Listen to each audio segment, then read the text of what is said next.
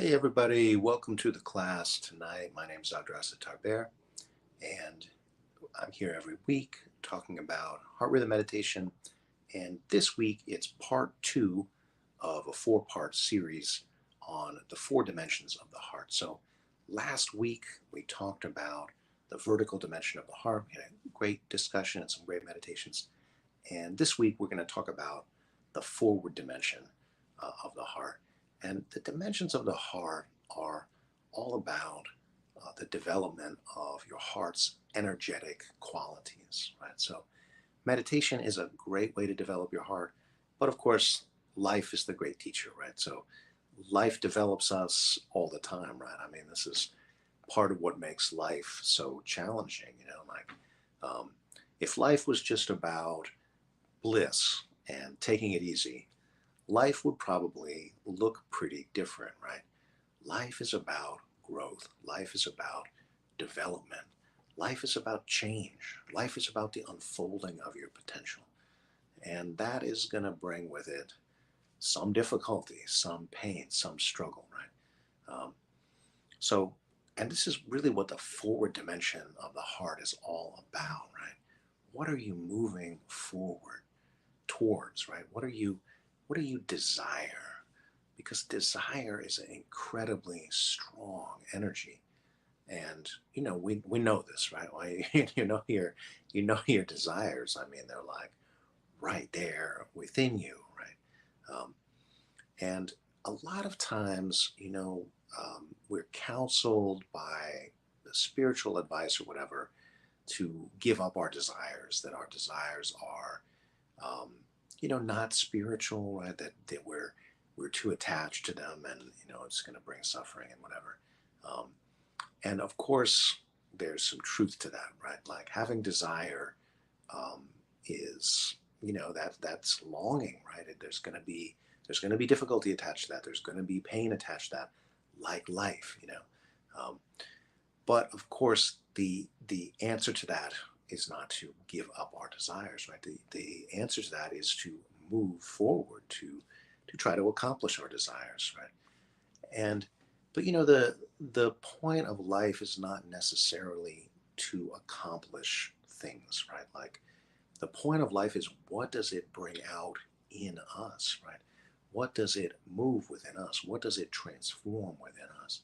Um, so an accomplishment is a great way to do that. It's a great way to develop yourself. And along the way, you're moving towards something that really matters to you, right? So this desire has an incredibly important place. And we want to take the path of the heart seriously, then we need to come to grips with our desires. Right? Um, we need to have a set of teachings around that. We need to have a certain kind of attitude towards our desires. Right? What does this mean? What is it? Um, how do we make sense of this? How do we work with it? Right? Um, and all of that is very important. Right? So the the kind of meditation that I teach and practice, heart rhythm meditation, this comes out of Sufism, the Sufism of Hazrat Inayat Khan. And Hazrat Inayat Khan took this incredibly seriously, right? Especially desire. He said, if you have a desire in your heart, well, there's only a few options for you, right? You can renounce it. You can say, I'm giving up that desire, right? But what does it mean to renounce a desire, right? To truly renounce it. That means if you were given it, you would throw it away, right? So, all right, you would throw it away, right? This is very different from what we normally do. What we normally do is we say, oh, I can't have that, so I'm going to pretend that I don't want it, right? That's not renunciation. That's not renouncing desires. That's sour grapes. That doesn't help you at all, right? Because it's not true. And it's not true, right? It's not true. You would definitely take it if it was on offer. You just don't have the confidence to believe that you can get it, right?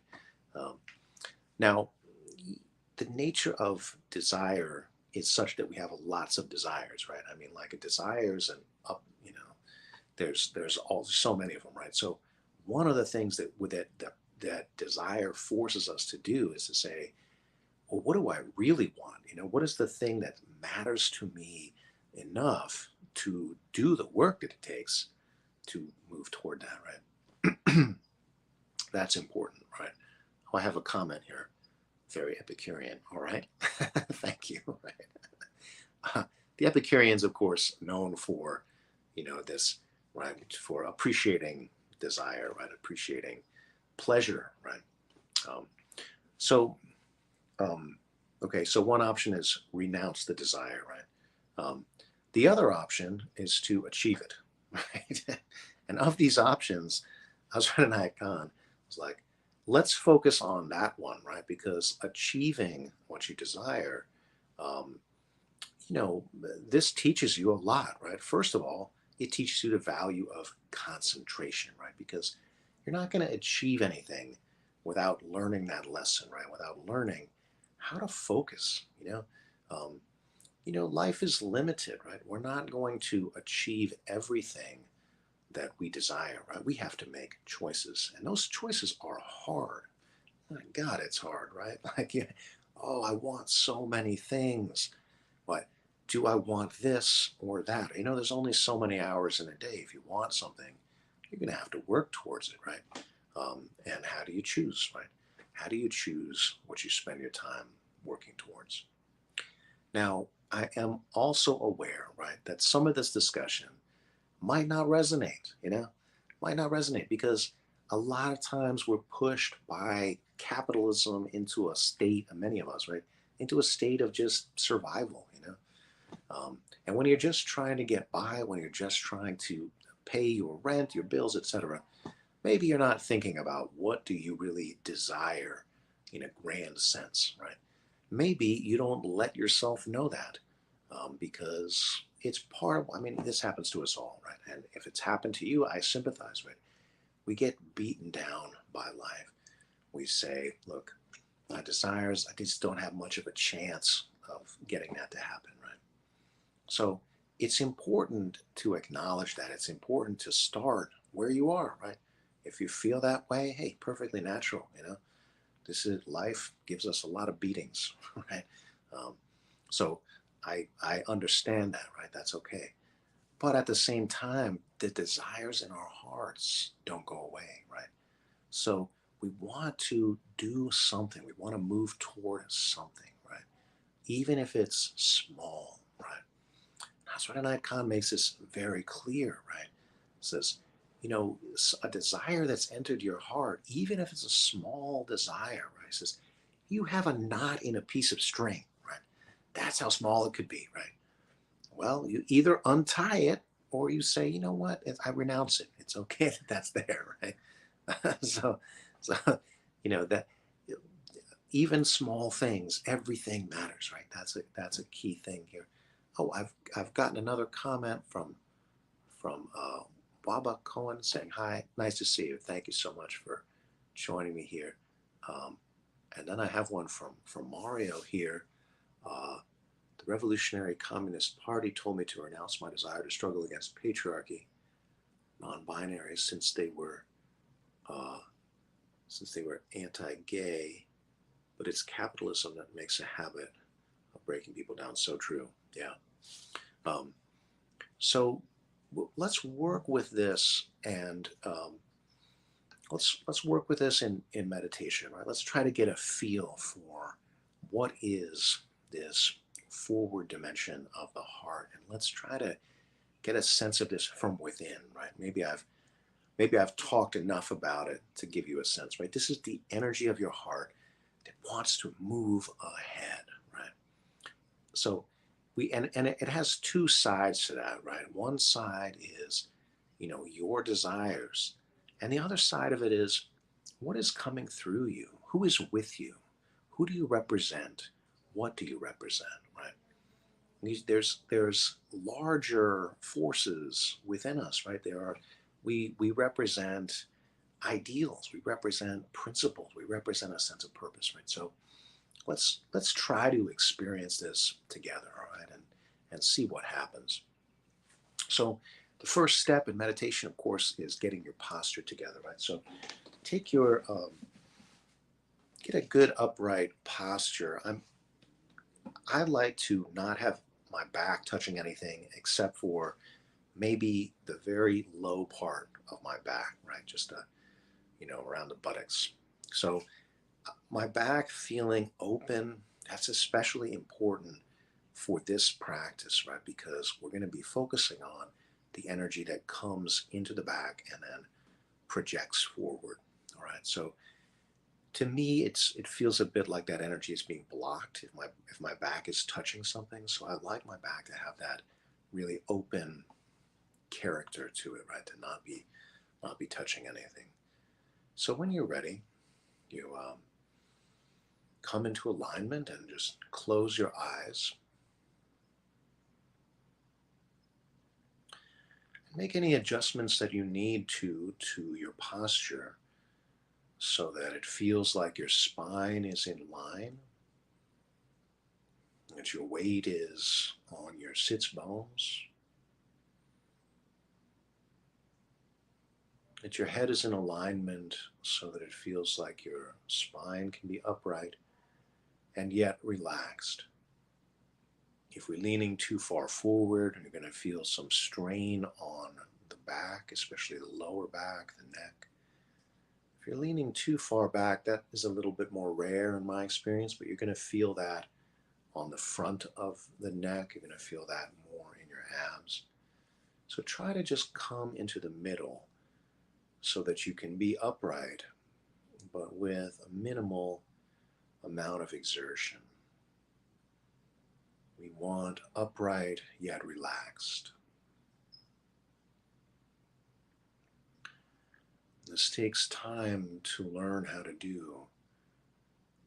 It takes time to allow yourself to settle down because we're not used to being still. We're not used to being upright and still. What makes it easier is you tune into your breath.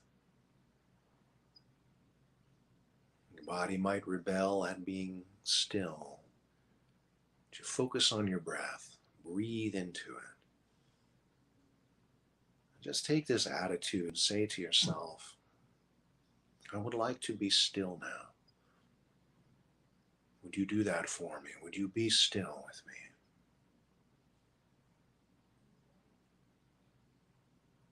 You might notice that your body feels different when you're still.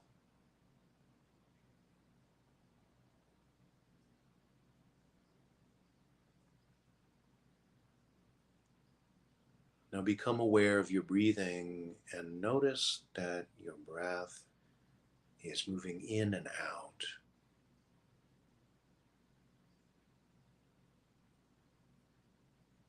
The first step is just to become aware of your breathing. And the next step is to begin to intervene in the breath. So I'd like you to breathe down deep in your belly so that when you breathe in, your belly gets big, and when you breathe out, your belly contracts and gets smaller.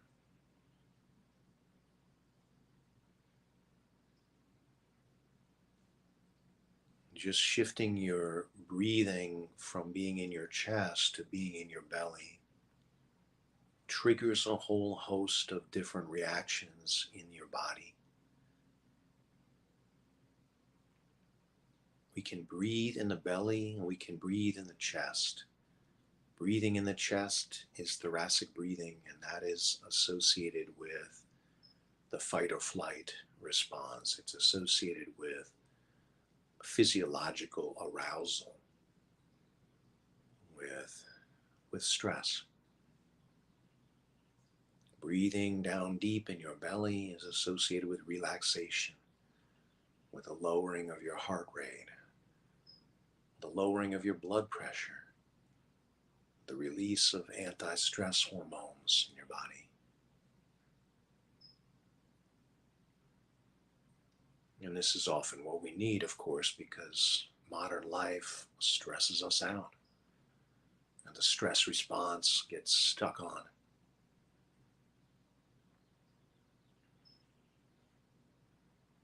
Breathing down deep in your belly allows that to release. But we're going to go even further with that. Just breathing in your belly, being upright and breathing in your belly. That is a great practice just by itself, very powerful. We're going to go even further with it. We're going to slow down our breathing as well. And you do that by extending the breath on the exhalation. Squeeze out more of the breath. And then extend it on the inhalation so that your breathing cycle takes longer to complete.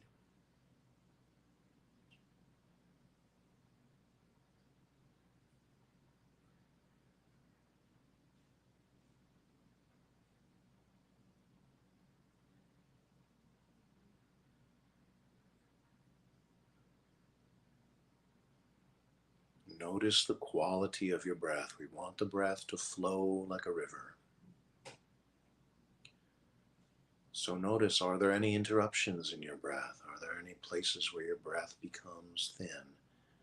Where your breath becomes labored? Where your breath hangs up? We want to eliminate that, right? We want to iron all that out so that your breath just flows.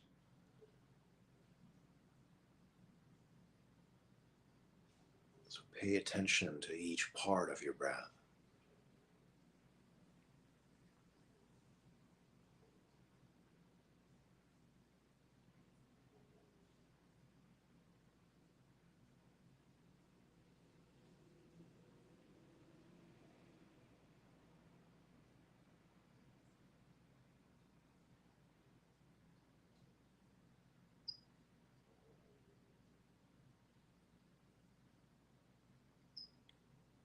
Now we would also like to make the breath both heart-centered and rhythmic. So far we've worked on making the breath deep, that means down in the belly, and slow. So to make the breath heart-centered means a couple of things. It means that you are thinking of your heart and feeling your heart, the center of what you love, what you value, what is sacred to you, what you desire, who you are. That's what I mean by your heart. Unite your heart with your breath. Your breath, which is the essence of life, of vitality, which revitalizes, refreshes. It is energy. It is life. Unite your breath and your heart. Feel that it is your heart that is breathing, that your chest is taking in breath. Now, of course, the air part of the breath, when we think about breath, it's two things. It's both air and energy. The air part, of course, is moving through your nostrils. But the energy part goes wherever you focus on. When I say breathe through your heart, I mean focus your attention on your heart. Feel that as you breathe in, your heart is taking in that energy. And as you breathe out, your heart is radiating energy.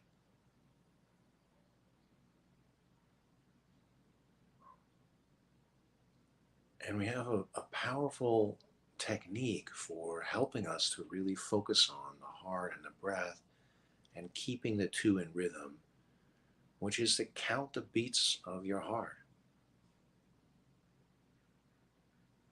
This may take some practice. You might not feel your heart beat right away. That's okay. Some of you will be able to do it, and some might not. If you can't feel your heartbeat right away, just take your fingertips and just press it lightly against your breastbone. Maybe that works, or maybe you can take your whole palm and press it on your chest. You could just even leave it there.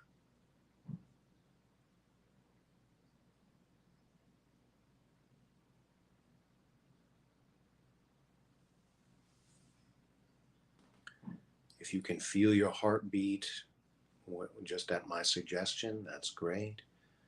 If not, you just think of it and listen for it. Just imagine that it's there. We are going to count the beats of the heart and make the number the same as you breathe in as it is when you breathe out. I'd like you to work on shooting for a rhythm of 8 beats in and 8 beats out. But that number is not magical, so if that's a struggle, you could start with a lower number. You do what's right for you. But at the same time, move toward that.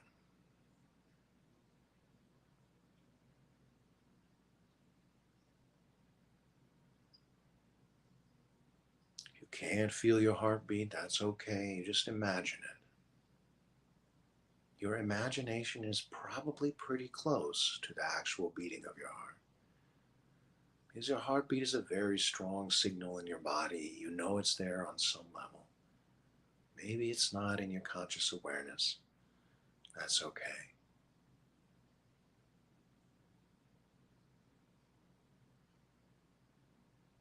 You want the breath to have a nice, even rhythm, like a swing. A swing goes out and comes back. Nice, even rhythm. Each side of the breath is the same length and the same intensity. Very important. Because our hearts are giving and receiving energy all the time. And we want that to be balanced.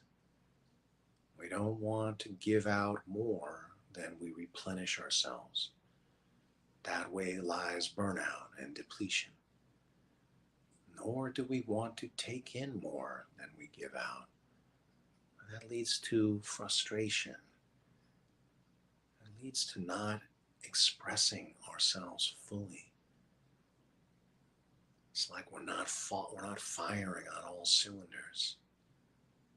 We know that. It's unsatisfying.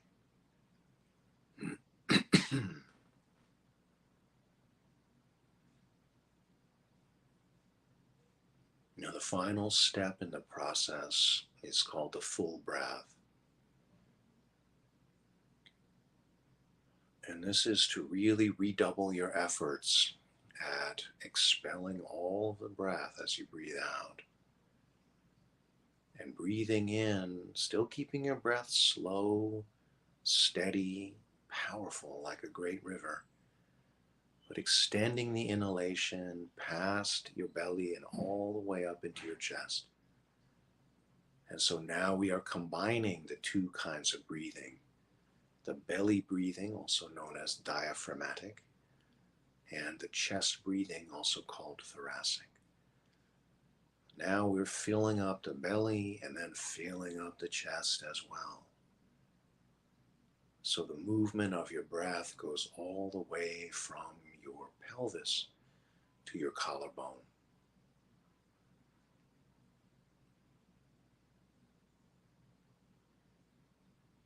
Just feel the breath expand through the sides of your body, through your back, up into your chest. But very slow, very controlled. Feel the power of that breath.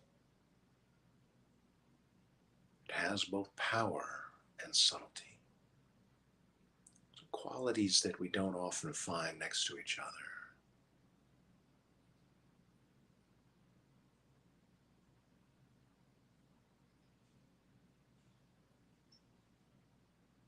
Now I want you to tap into your desires now, to think of what you long for, what you want, and feel that energy moving.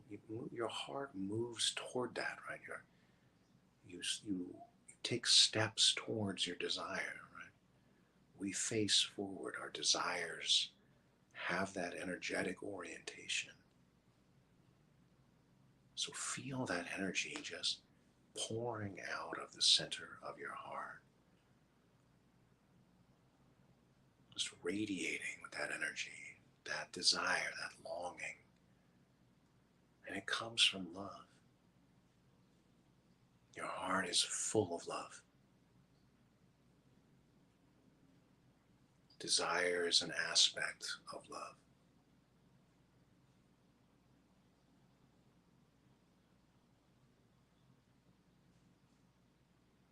Maybe you don't have a clear picture in mind of what it is you desire.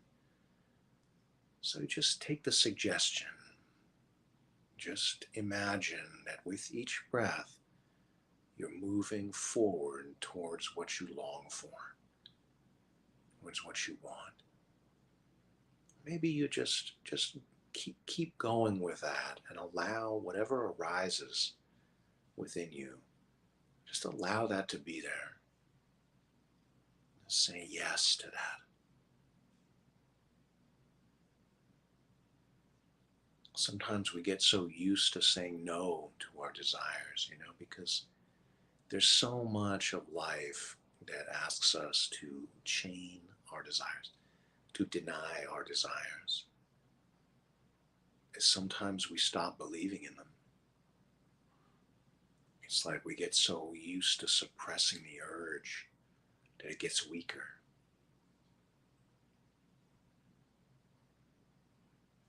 There's no danger here. We can give into it. We can allow those desires, whatever they are, to flow through you.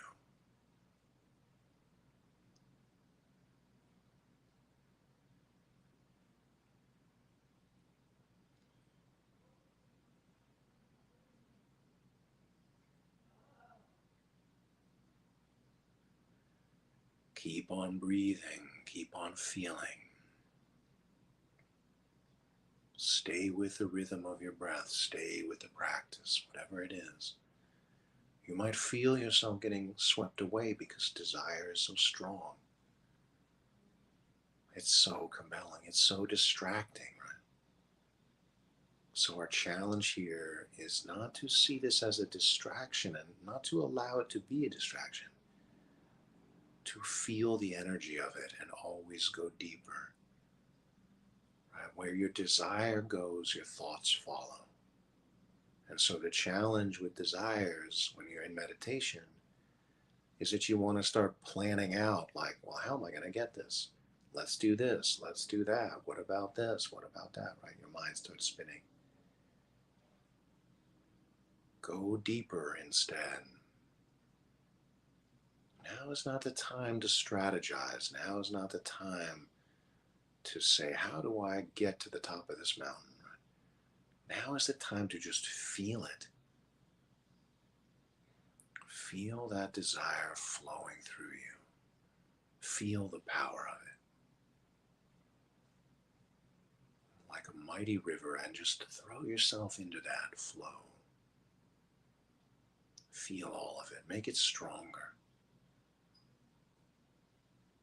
Swim to the very bottom of that river. You may find a very surprising thing. You may find there is no bottom. You may find that this flow of desire is infinite. That it has no beginning and has no end. Because your heart is infinite. Your heart contains infinite love and infinite longing. And that love and longing are perfect, eternal, unlimited. That is your true nature.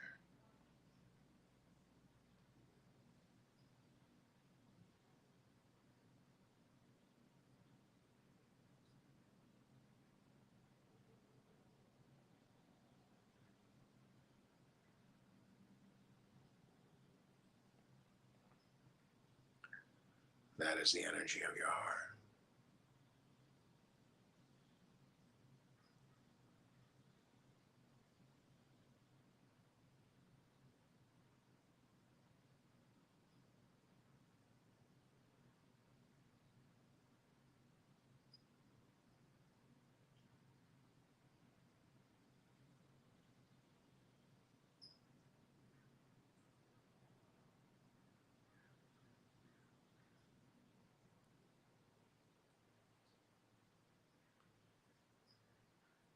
Maybe you feel the aliveness of that longing, the aliveness of that desire. The energy there is just tremendous.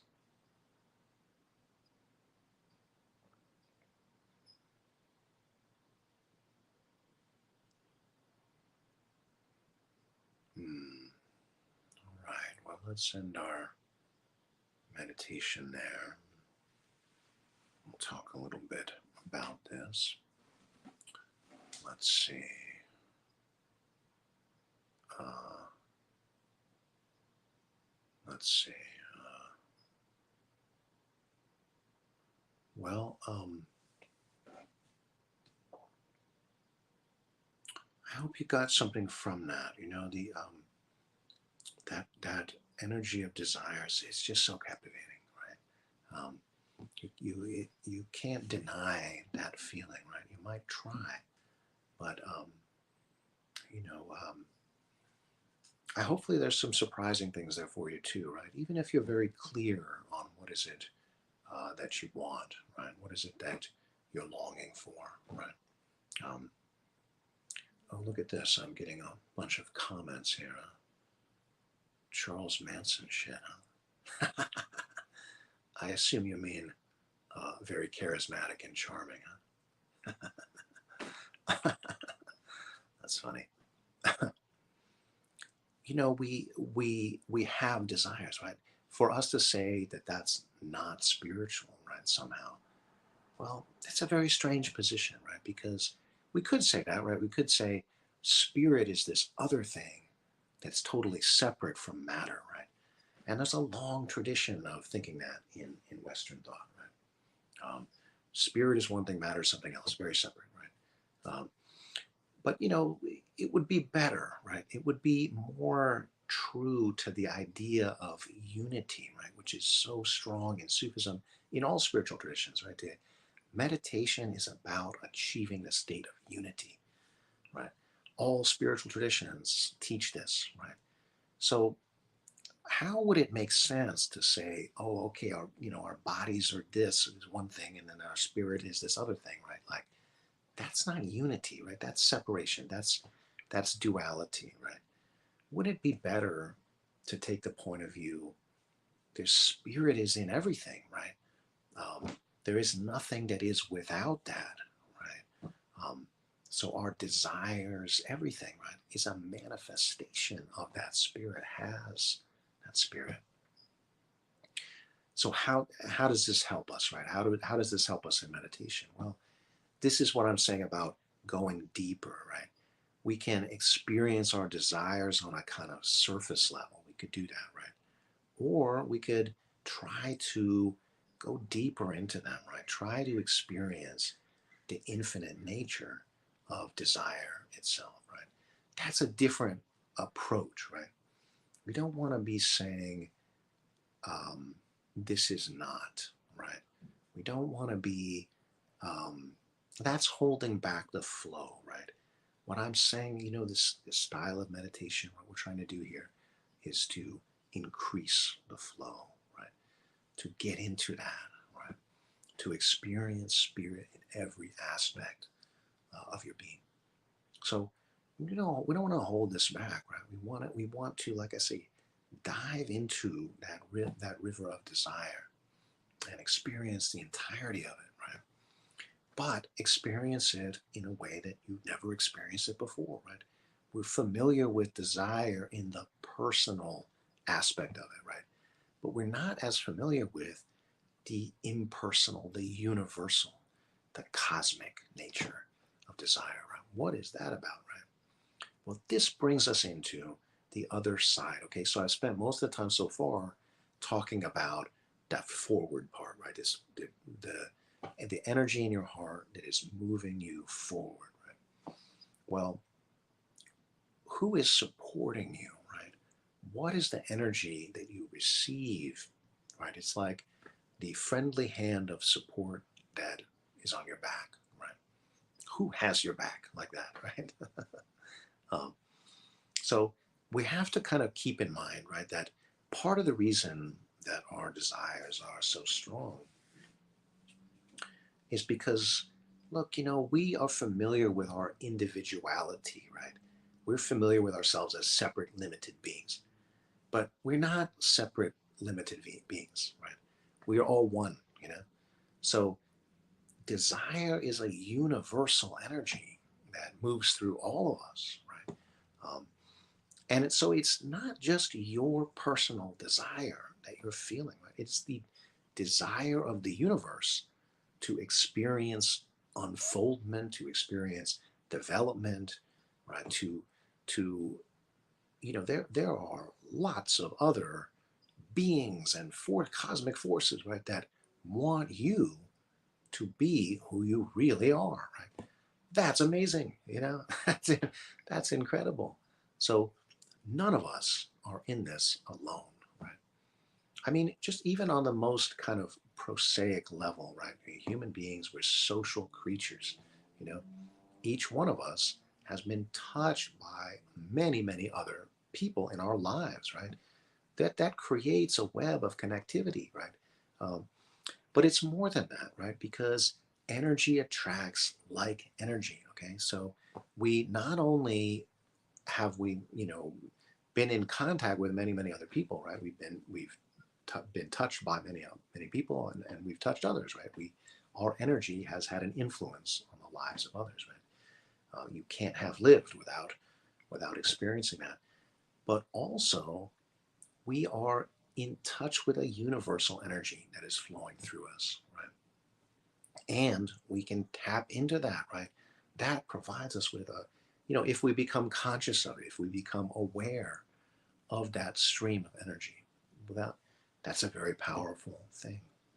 So let's get into this. Oh, I see my friend Akbar Caduceus here. Nice to see you, my friend. 10 viewers.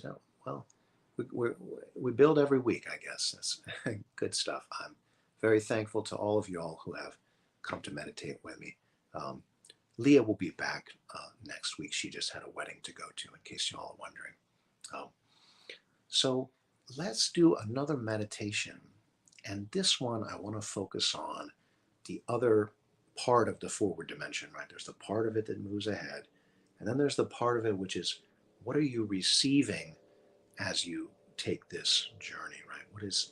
What is coming to you from the back, all right? So just as before, take a good upright meditation posture. Tune into your breathing. Remember, we want to make the breath deep, slow, rhythmic, heart-centered, and full.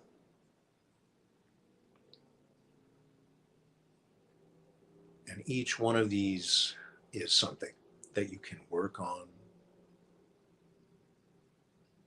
To be able to do all of that is a pretty tall order. So if I'm making it sound easy, it's not easy. I know I'm asking a lot of you here. And the reason I insist on it is because this practice is going to give you so much.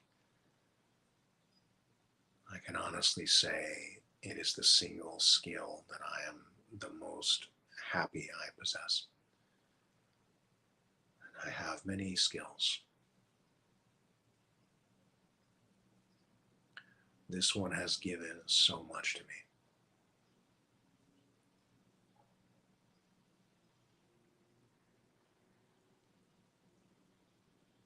So again, breathe in through your heart. Feel that it is your heart that is receiving energy on the inhalation, and breathe out through your heart. Feel that your heart is radiating energy.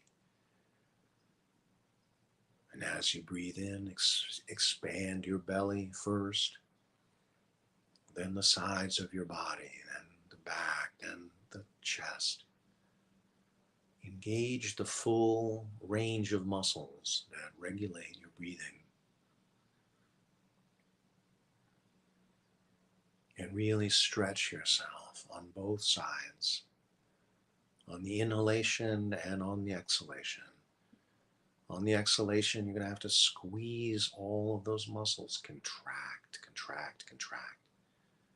Bring your belly button toward your spine. And on the inhalation, let your belly expand. Let everything expand all the way up into your chest, all the way up to your collarbones.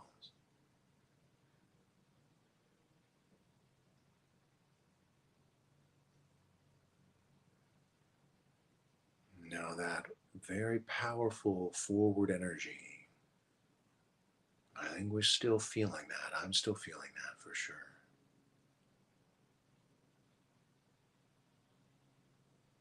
Oh, now, of course, don't forget you're still making your breath rhythmic. You're still counting the beats of your heart. You're breathing in the same number of heartbeats as you breathe out.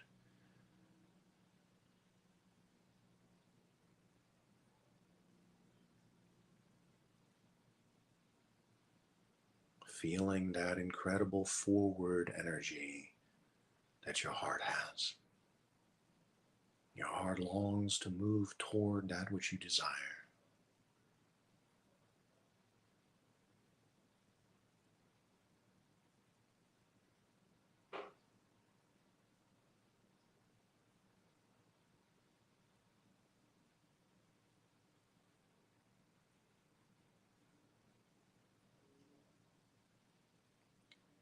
But now tap into the energy that you receive.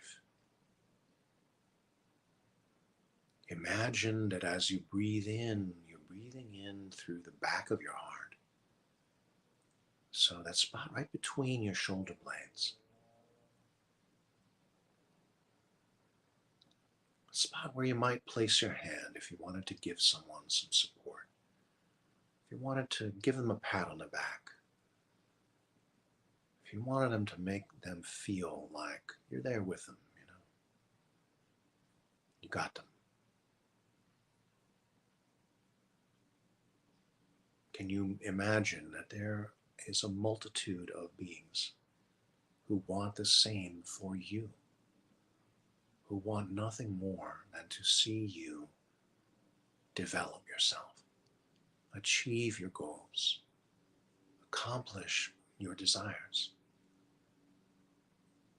to reach your potential, which of course is limitless. It's a journey. The whole universe delights in taking that journey with you. Each one of us is like a cell in the great body of God, of the entire universe, of the one being.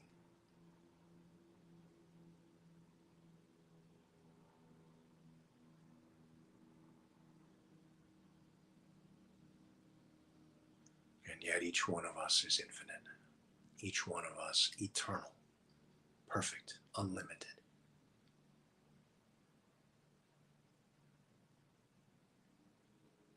Feel that infinite energy moving through you.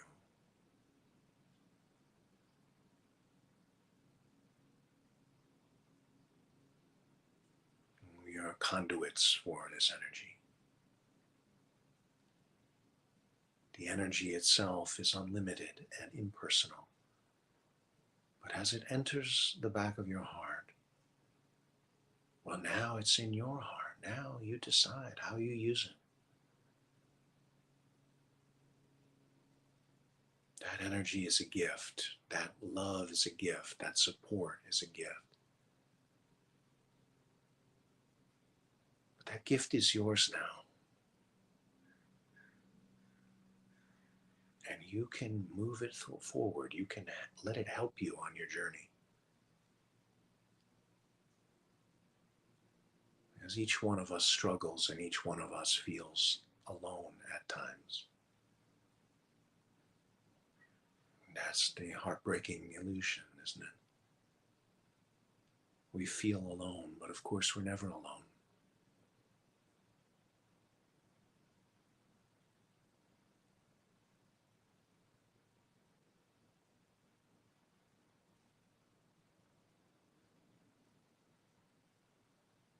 That would be like your fingertip feeling alone, right? Oh, I'm so lonely because I forgot that I'm attached to this whole body, that I'm actually one being.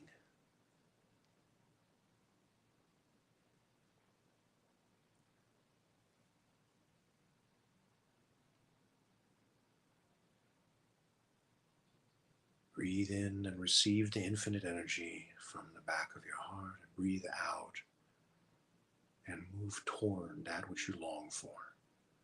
Move toward your desires.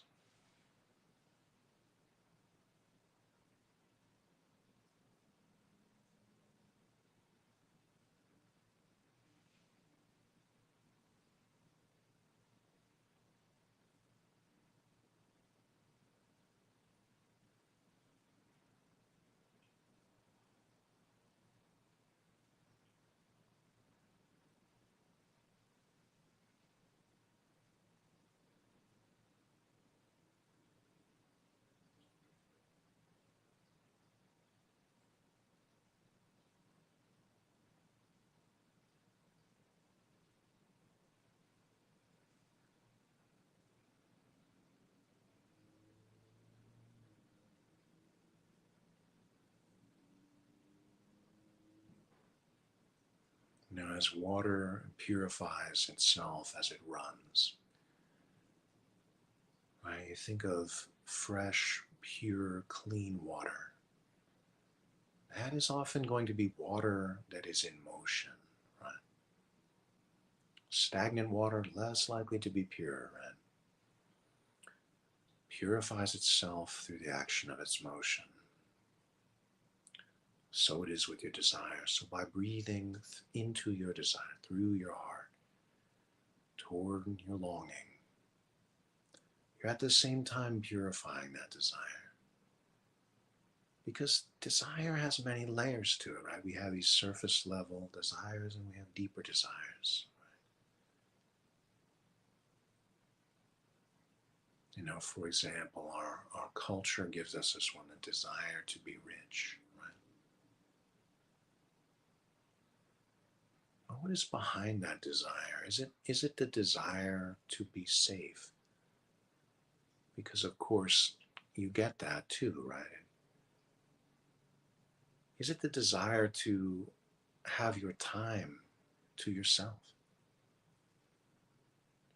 Well, that's actually rather different, right? I mean, if that is the deeper desire that manifests on the surface, that's interesting, right? Now, I'm not saying more money isn't helpful, right? I mean, that's we live in the material world after all, right? So I'm not decrying or minimizing any of this. I'm just saying go deeper, right? Experience all of it. There's not a single part of it that's untrue.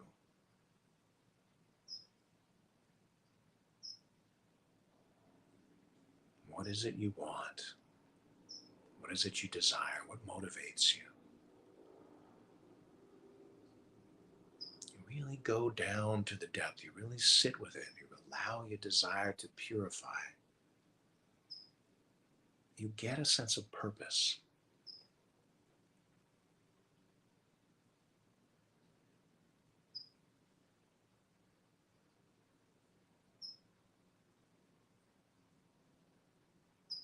All right, so let's end our second meditation here. And let's see, I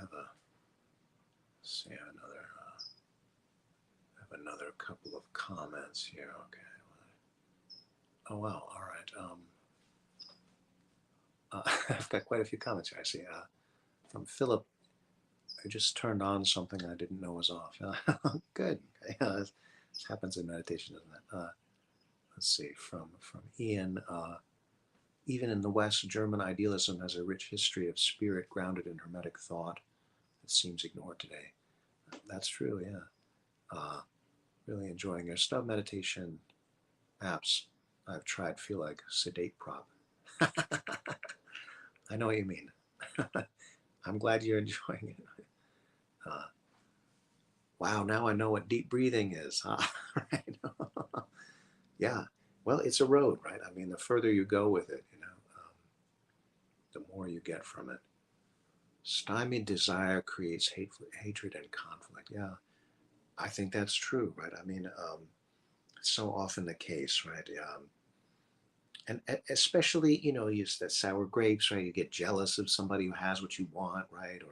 Or "Oh, I can't have it, and so you shouldn't have it either, right? I mean, yeah, um, you know, um, I think that's true. Let's see. From JL here. Nice to see you, JL. Desire creates conflict if it's not reciprocated. Finding love within yourself to desire everything from within causes fulfillment. Very true. That's a nice comment. Um, when people have their basic needs met, they're much more peaceful. Yeah, that's right. We need our basic needs to be met, right? I mean, if we don't have that, we're going to be very focused on that, right? And it's like a Maslow's hierarchy of needs and so forth, right? Uh, Excess leads to frustration, only begets more desire. We live in a time of incredible disparity. Yeah. Well, thanks for all those comments, you guys. I'm glad that the topic is stimulating you guys, and I hope that you're um, getting something from the meditation. To me, this is like one of the big differences, like between um, philosophy, which is a kind of an idea, right? With meditation, we want to experience that, right? We want it to come to life in some fashion, right? And often, what we look for is a surprise, you know, because when you grasp an idea, that doesn't surprise you mentally, right? When you're like, okay, I've got that, right? Maybe it excites you, right? That's good. Um, but when you have an experience, you're like, right, that was not what I thought, right? I mean, even if it's in line with what you thought, it's you know, I mean, you can dive in the water 1,000 times and know what that is, but when you dive in it this time, you're like, right? There's something new about that. There's something that's like a surprise, right? So I think of this as being one of the marks of an experience, right? And this is of course what we want in meditation, right? Because we don't want something that lives within us mentally, right? We want something that brings us alive to the truth within, right? And that's experiential. You need to have that experience in order to get to that place. So I think there's a lot to say about this, right? Um, but I hope that you know I mean, obviously I have a lot to say. I'm a professional talker, right? But it's not so much about what I have to say, right? It's about what is alive for you, right? What are you getting from this? So work with this practice. I think I've given you the kind of easiest to grasp. Practice that has to do with the forward dimension of the heart. So two sides to it. Remember, right? The forward part and the back. Um, what are you moving towards, and what is the energy that is coming through you, right? And in the midst of all this, what is that sense of purpose, right? Of what are we here for, right? That is going to manifest in some way through our desires. So try this out, right? Keep on practicing, and I hope that you're. Oh, I have another comment here. So many people do have desires that they need met and can't simply wish away, right? Um, some needs must come from without, but yes, we do need to learn how to be well without unnecessary things. Yeah, I mean, I think it's not my place to judge your desires, right? I mean, I'm not going to do that. Like it's not my place to say what's necessary or what's unnecessary. It's your place, right? That is your journey, um, and of course, we need our basics met. And one of the great tragedies of the capitalist world in which we inhabit is that there's no guarantee that anyone's basic needs are met, right? That is horrendous. I mean, we live in a world of plenty. We have incredible technology. Why should there be a single person who is homeless? Why should there be a single person who starves to death, right? Meanwhile, there are millions of people who starve to death despite a global food surplus. That to me is a great crime, right? That is something that we need to change very, very urgently. Um, so I would never say, like, if you meditate hard enough, you don't need food or something like that. That's crazy, right? We we have a whole variety of needs, right? Um, so let's not mistake what this is, right? Self development is both an urgent necessity for each one of us, and at the same time, it's kind of a luxury, right? Because you're not going to be able to do self development unless you're sort of, you you have your basics, right? So that's one of the challenges that we're all confronted with in this world, right? So we're out of time for tonight. We're going to continue on with this next week. We're going to talk about the horizontal dimension of the heart, which is the width or the breadth of your heart, right? The ability to embrace others, to connect with others, to embrace many different perspectives, right? So this is another incredible aspect of your heart's development, and I look forward to getting into that with you all next week. I expect Leah will be back, so we'll have our normal kind of dialogue. As always, if you'd like to support the class, you visit the Patreon link below. And thank you all so much for all of your interesting comments tonight. I really appreciate that. You all take care. Namaste.